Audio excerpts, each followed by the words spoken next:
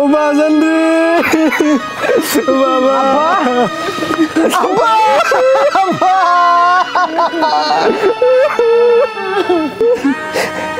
বড় ভাই মাইজু ভাই তোরা আইছিস বাবা আজকে ফজরের পর থেকে আর কথা কয় না রে বাবার আগু কাছে নাই রে ভাই আমাকে লেগেছে আমাদের সাইডে রে ভাই মাঝে অনেক বেলা হয়েছে ভাই বড় ভাই মাঝে ভাই চল তাড়াতাড়ি চল যাই বাবার দাফন কামনের ব্যবস্থা করি রে ভাই মারা গেছে তো কি হয়েছে মানুষ তো মরবেই এত কাদাকাটি করি কি লাভ এক কাজ কর দলিল পত্র যা আছে বার কর ভাগ বাটোয়ারি করি বড় ভাই মাঝে ভাই সব কি কইতাছে অনেক কি জমির দলিল আগে লওয়া যায় বাপের লাশটা আগে দাফন কামনের ব্যবস্থা করি পরে হয় কি সেগুলা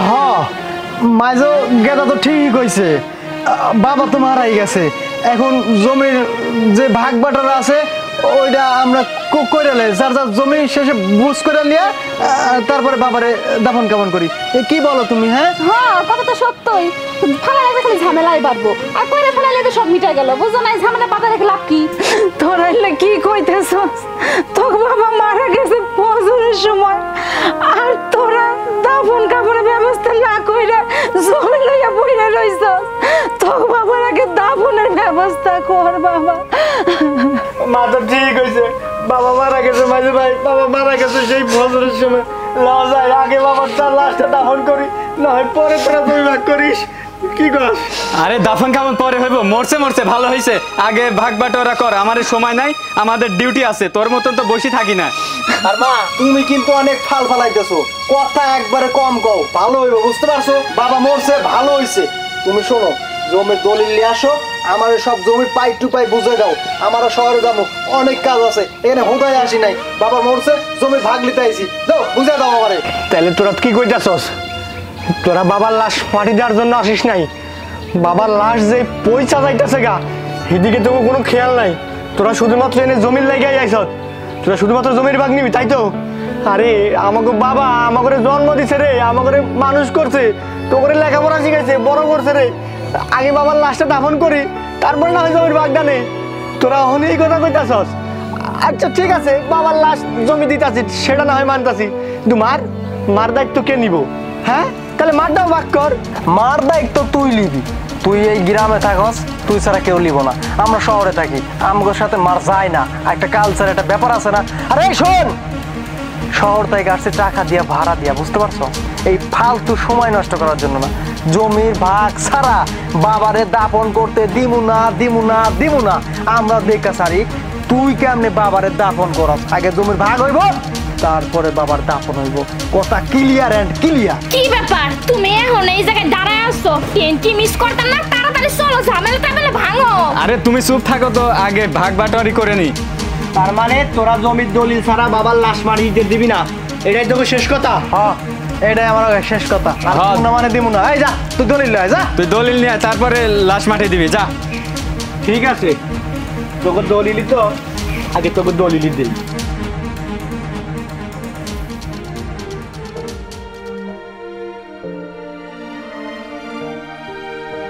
এই জিনিসটা আগে দিলে এত ঝাই ঝামেলাই হইতো না আরে কি হয়েছে এইটা কেমনে হইলো এইটা কেমনে করছে কিরে নেমো খারাম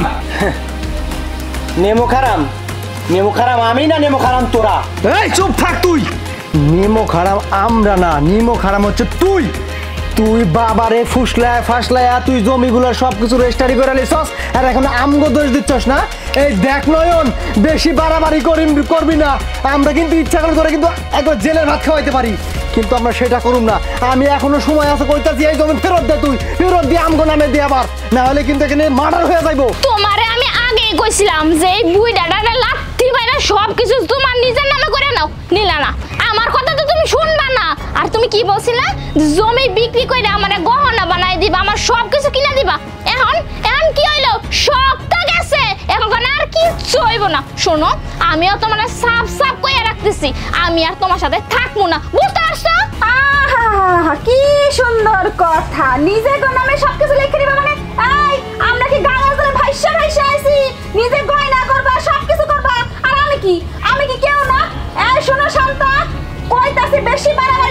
কিন্তু।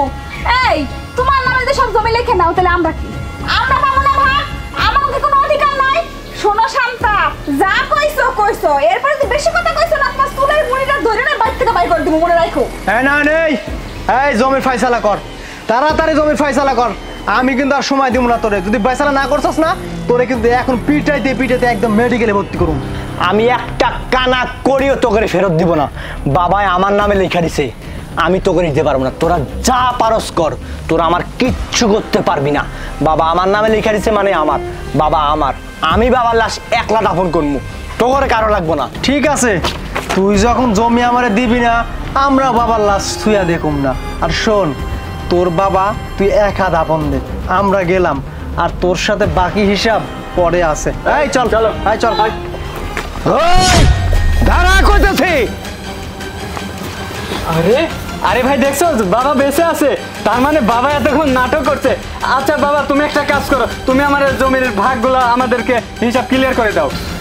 এই নয়ন, কোনো দলিল পত্র নাই। এই নয়নের মা ঘরে তো ওইগুলা। ওগো কি হয়েছে?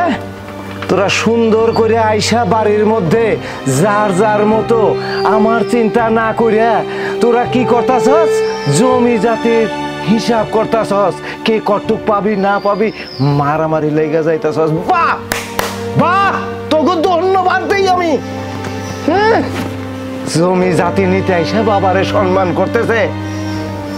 এত কষ্ট করে তোকে ছোটবেলা থেকে লেখাপড়া করাইছি, খাইয়া না খাইয়া আমি দিন কাটাইছি। তোর মা জানে কত রাত্রি না খাইয়া তোর বাপ থাকতে, পান্তা ভাত দিয়া এই নন্ডরে দিতে, আমারে ভাত খাওয়াই দিয়া তোর মা পানি খাইছে। তারপরেও তোকে মানুষ করতে লাগা তোর মা সবসময় আমারে কইছে যে টাকা আমার দুই পোলার লাগা টাকা তুমি দাও, পড়াশোনা বাদ দেওয়া যাইতো না। হ্যাঁ, এই নয়নও আমারে কইছে যে বাবা আমার মাথাটা ভালো না, আমি তোমার লগে খেতে কাম করবো, আমার দুই ভাইরে তুমি লেখাপড়া করাও।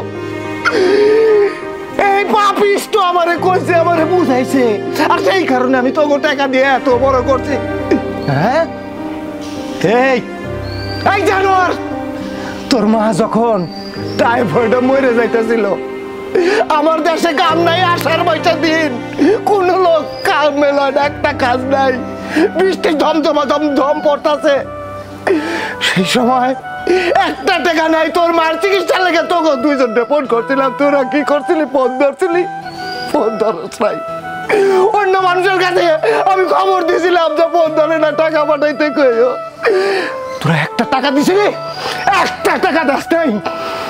আমার এই পোলাটা কাম করতে গিয়া ধানের খেত হারে গোমা সব কামড় দিছিল পায়ের মধ্যে, এই জায়গা বাইনা পোলাটারে লইয়া আমি এখানে ওখানে দৌড়াইতাছি। আমার নন্ডের কি হইব, নন্ডের কি হইব। এই এরপরে যে তোকে ফোন দিছিলাম, ফোন দিয়া যে কইলাম এগুলো হাসপাতালে আছি, তোরা বিলটা দিয়া যা। এই জানোয়ার, তোরা দুইটা ভাই কি কইছিলি? আরে আরে মইরা যাইতে দাও, এর মতো বলাদ লাগতো না। আমরা অনেক বড় হয়েছি, এইটা টাইম নাই আমাকে দেখার। আর আজকে কি যখন শুনছস বাবা মরিয়া গেছে, তখন দৌড়াই আইছস যে ভাগ লইতে হইব। হ্যাঁ, আর দেখ কত বড় শিক্ষা তোকে, ভালোই হয়েছে লেখাপড়া শিখে, যেমন জানোয়ার হইছস না। তোকে দুইজনের ভাগ্যে আল্লাহ যে দুইজন বৌমা দিছে না, সেম জানোয়ার হারাম চাঁদা। শেষ পর্যন্ত বাপের কথা তো বাদ, মায়ের যে এই যে বিধবা পোশাকে রয়েছে, এইটা দেখেও তো মানুষের বোঝা উচিত যে একটু মায়া মমতা আসা উচিত। তোগো নাই, মায়ের দায়িত্বও নিতে চাস না, জমির ভাগ ঠিকই নিতে চাস। হ্যাঁ, এই জানোয়ার খবরদার সর, তোগো মাপ নাই, তোকে কোনোদিন মাফ করতাম না। তোগো ঘরে আমি দোয়া করি 2-3টা করে পোলা পান হোক, আর সেই দিন তোগো এই অবস্থা করুক, ঘাট ধরে তোকে বাইর করে দেয়। আল্লাহর কাছে আমি এইটা করুক। নয়ন, আমি তোরে বাবা ওসিয়াত করে যাইতাছি, জীবন মৃত্যুর ব্যাপার তো সব খোদারে নিয়ে বাবা। আল্লাহ আমারে অনেক ভালো করছে যে আমি একটা বৌমা পাইছি, আমার একটা ছেলে আল্লাহ দিছে, আমার সুন্দর একটা বউ ছিল। এই 4 জনে লইয়া আমরা সংসার করুম আবার নতুন করে, কিন্তু তোর কাছে একটা ওসিয়ত করতেছি, মৃত্যু তো একদিন হইবই বাবা। আমি মইরা যাওয়ার পরে এই কুলাঙ্গার কোলা যদি কোনোদিন আমারে যত নত হোক পায়ে পর্যন্ত ধরলে আমার লাশ দেখবার দেবে না তুই। আমি তোরে নিষেধ করে গেলাম বাবা, তোরেও নিষেধ করলাম না দেওয়া। শোন, শিক্ষিত হইলেই শিক্ষিত বলে না, প্রকৃত শিক্ষা শিক্ষিত যদি কেউ না হয় সেইটা রে শিক্ষিত কয় না। নয়ন, আমার আর ভালো লাগতেছে না, তুই এক কাম কর, জানোয়ারকে বাইর করে দে। ওরে ওরে বাইর করে দে, আমার খুব খারাপ লাগতেছে, বাইর করে দে, বাইর করে দে। আমি এখন দেখুন না, আমার খুব খারাপ লাগতেছে, বাইর করে দে, বাইর করে দে। থাক বাবা, আমি আছি। হ বাবা, আমরা আছি, আপনি কোনো টেনশন করবেন না।